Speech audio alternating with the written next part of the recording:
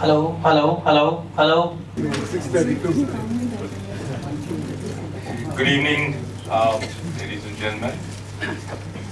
I'm delighted to welcome all of you to the launch of a seminal book that we are very proud at NCEER, the National Council of Applied Economic Research, to have produced. The book is all about this century, and the question that the book poses, and I will introduce the author and of course our panelists, distinguished panelists in a minute, but the book asks the question, is this century Asia's? Now I have to tell you an inside secret, that we held off on the release of this book because we were in deep consultations with this one place on Pennsylvania Avenue, and we had to time this to Mr. Trump's Asia visit. So we've managed to do that. The publishers were very unhappy that we were holding off on releasing the book, but we said we have to look at global affairs and do it in sync with Mr. Trump's visit to Asia. But that joke aside, I think the questions that this book raises are really fundamental to our own future. And since we are a very large part of Asia, clearly what happens here is also going to have a huge influence on that future.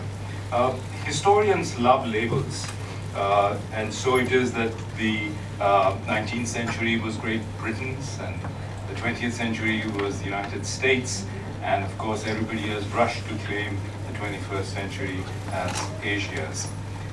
Is that too heroic? Is that premature? Is that just aspirational?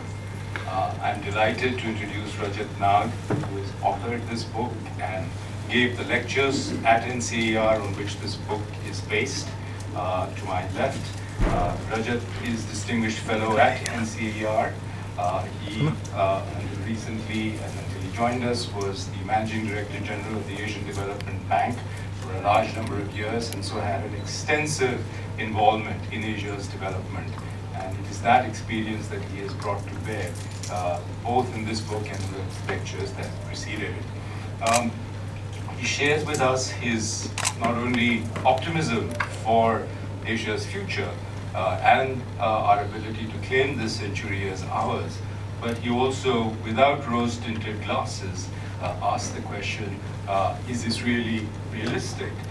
Is this going to happen? And if so, what must happen in a number of different areas that would allow us to claim this century as ours?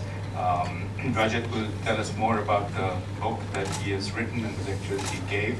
But I want to take a second to also introduce my distinguished panelists. We could not have asked for a better duo of commentators who have come together at our request and are going to talk about their own thoughts about Asia in the context of this book. To my right, Shyam Saran, former Foreign Secretary of India, and a number of different diplomatic assignments, including Myanmar, Indonesia, Nepal, High Commissioner to Mauritius. He, of course, served as Prime Minister's Special Envoy on Nuclear Affairs and Climate Change. He's was chairman of the National Security Advisory Board, and of course, chairman of RIS, the Research and Information Systems for Developing Countries. He's a Padma Bhushan, as we know, and of course has written extensively on energy security, climate change, national and international related issues. To my extreme left, next to Rajat, is Sanjay Baru. Sanjay Baru is a person that has used his journalistic prowess to great effect. Currently, of course, the Secretary General of FICCI since September this year. Earlier, he was Director for Geoeconomics and Strategy at the International Institute for Strategic Studies in London, a media advisor, of course, to Prime Minister Manmohan Singh, and his book, which introduced us to so many of the inside dealings that happened in 7 Racecourse Road. The book that we, of course, greatly enjoyed reading, The Accidental Prime Minister, The Making and the Unmaking of Manmohan Singh. Sanjay, of course, has now made it his profession to write about prime ministers, because he's followed that up, as we know, with his seminal book on P.V. Narasimha Rao and how P.V. Narasimha Rao made history in in 1991. He's been the editor of most of the major financial newspapers in India, has taught at the Lee Kuan Yew School of Public Policy in Singapore, and is an honorary senior fellow and a member of the governing board of the Center for Policy Research. This is going to be a very exciting evening because I think we will not only look at what Rajat has done, but place it in the context which actually has changed quite dramatically between the year in which Rajat gave this talk and what we see now today as the future of not just Asia, but in many ways the future of our planet. So with that, let me turn to Rajat Nag and ask him to spend a few minutes telling us about his book. Rajat. Thank you very much, Shekhar. But I'm told that first you've got to release the book. So you've got release the book or release the I can't talk about it. I actually have to do a bit of historical research about this Christmas present approach to.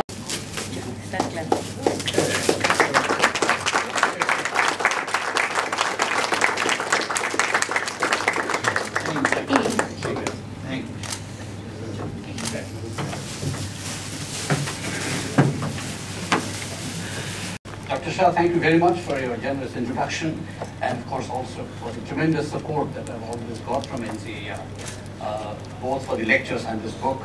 And Dr. Sarun and Dr. Baru, thank you very much, not only for being here today, but for the very strong support that you've always given me, and your intellectual contributions to this whole exercise of the discussions on the Asian century. Thank you very much. I think it's fair to say that there is much to be proud of what Asia has achieved in economic terms over the past several decades. Propelled by China and then joined by India and countries such as Thailand, Indonesia, Vietnam. Asia really has achieved, I would say, in one generation, which took other countries several. Over the period 1990 to 2010, for example, Asia grew at about 8% annually, which is a phenomenal achievement. Of course, China was the main proponent of this, growing at 10, but India did very well at 6.5, and other countries followed.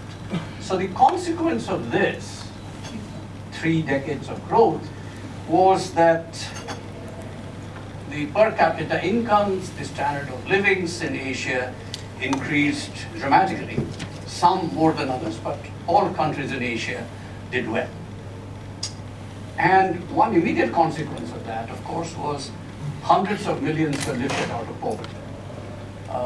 Just to give some numbers, in 1970, which is just about 50 years back, not quite, 1 in every 2 Asian was poor, defined as $1 a day. By 1990, 20 years later, that had come down to 1 in every 3. And by 2010, it was down to 1 in every 5. Now that's a very dramatic achievement. Of course, large number of poor still. But the achievement Asia achieved really took the West and many other countries almost hundreds of years. I think it's fair to say that Asians today are richer, healthier, live longer, are more educated than even 4 decades back.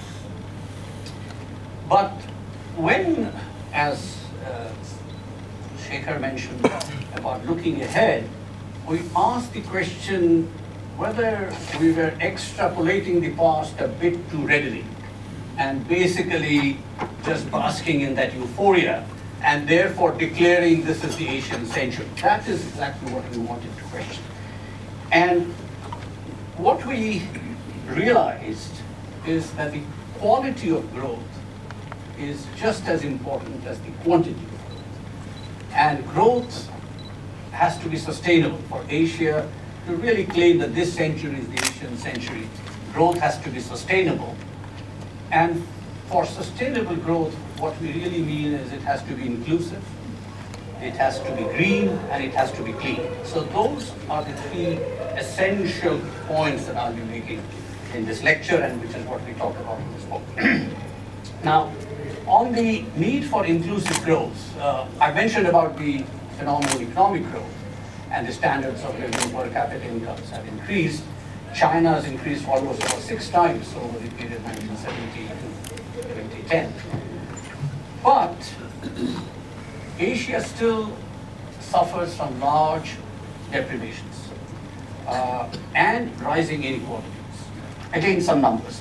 2/3 of the world's poor, and that's about 740 million, which is double the population of the US, live on less than $1.25 a day. So in spite of the huge progress, we also have 2/3 of the world poor living in this continent.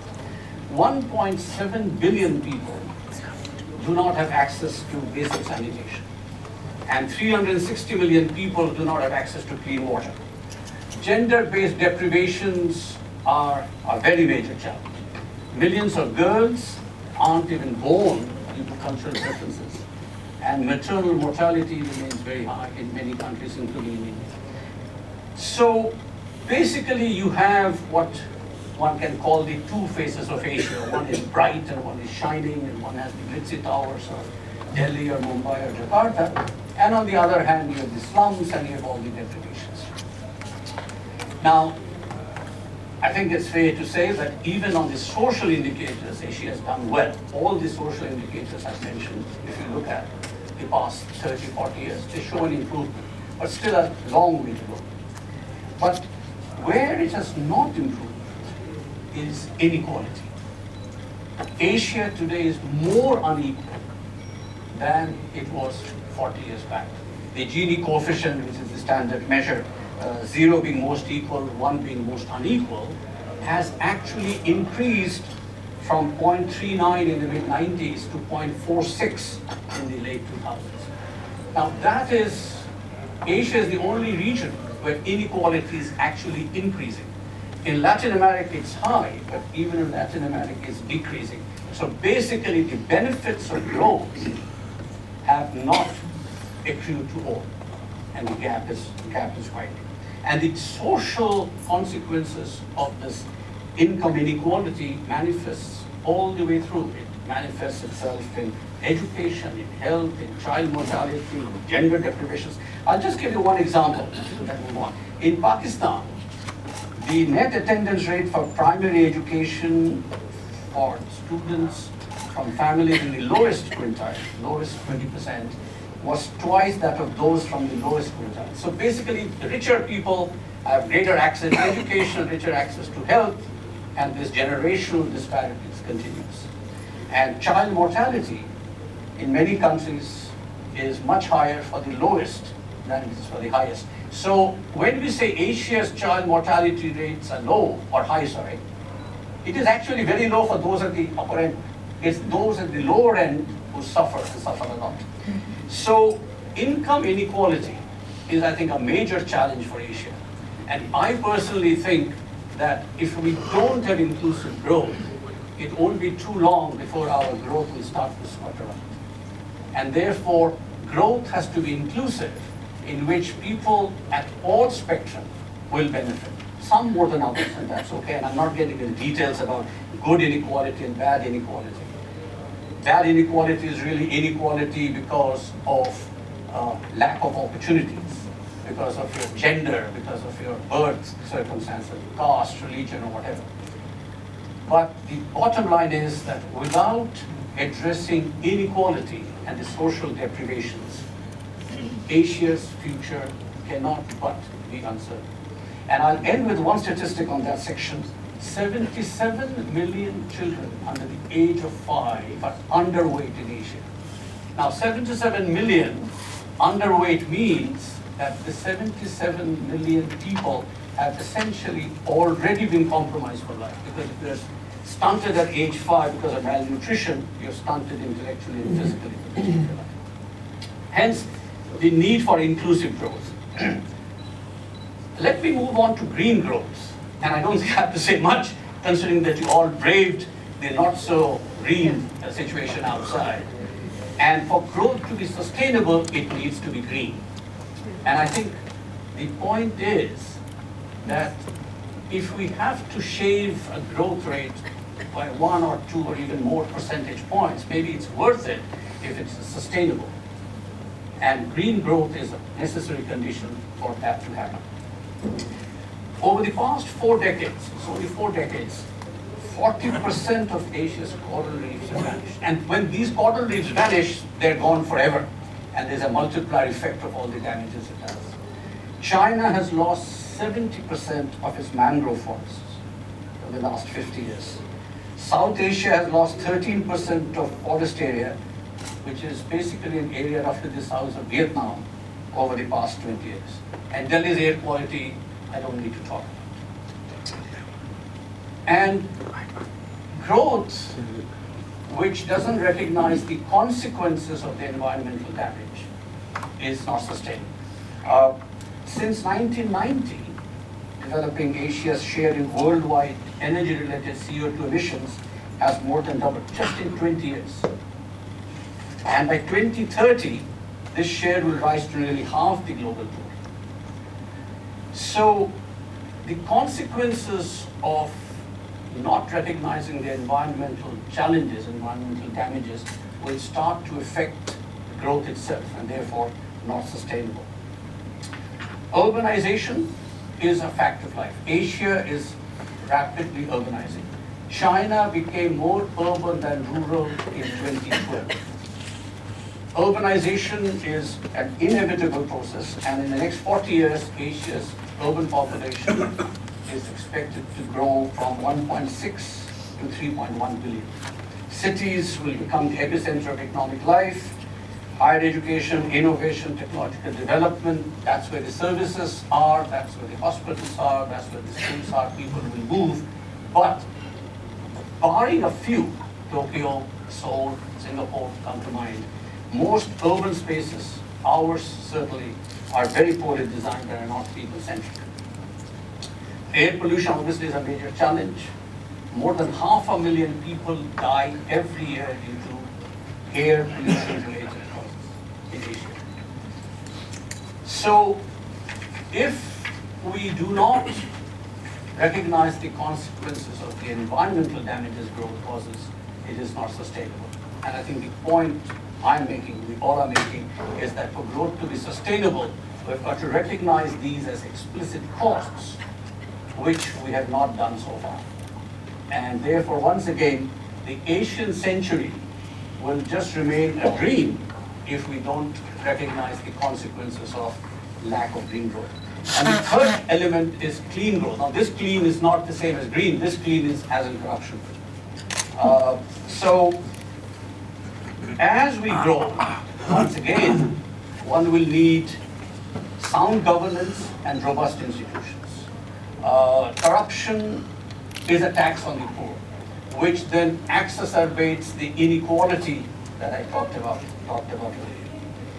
And for Asia, and certainly for India, I think it's important to recognize that we're not talking about rules and laws on the books, on which Asia generally has plenty of. We're really talking about how they're administered. And this is where I draw on something that Professor Sen has talked very elegantly in his many discourses on social justice. He distinguishes between niti and nyaya. Niti is basically the organizational principles, the rules, the laws. Nyaya is realized justice. And what I think we need to think of in terms of governance is nyaya, is access to justice. Whether in spite of the fact that we might have all the laws, are those laws getting implemented? Or do people at the bottom of the pyramid again have access to that justice? And it is the nyaya that we are after. Niti is a necessary condition, but not the whole point of the exercise. Clean growth has to talk about social justice, has to talk about the injustices of a girl child having to fetch water and not go to school. So in spite of the fact that you have a law talking about right to education, it doesn't really matter if the girl child can't go to school, not because there is no school, but because she has to go and fetch water. Therefore, you might have to think of rural water supply projects. So these things are very complex. We think of justice as only the courts, yes, of course, but it's also the enabling infrastructure. So the need for clean growth as in terms of institutions and good governance becomes important. So, inclusive growth, green growth, and clean growth. Now, one fact which I think in Asia we have been very fortunate about, and that is, and Sanjay and Shyam will talk much more eloquently about that, is that our economic miracle, so-called, rests on the fact that we have had, since the Vietnam War, relative peace and stability. We have many flashpoints, we've got many tensions, but in spite of that, Asia has generally been peaceful with not any major war, and the driving force really has been economic, really put to the fore by Deng Xiaoping, who basically said it's important to have a stable external environment to facilitate internal economic development. So trade became the mantra. Greater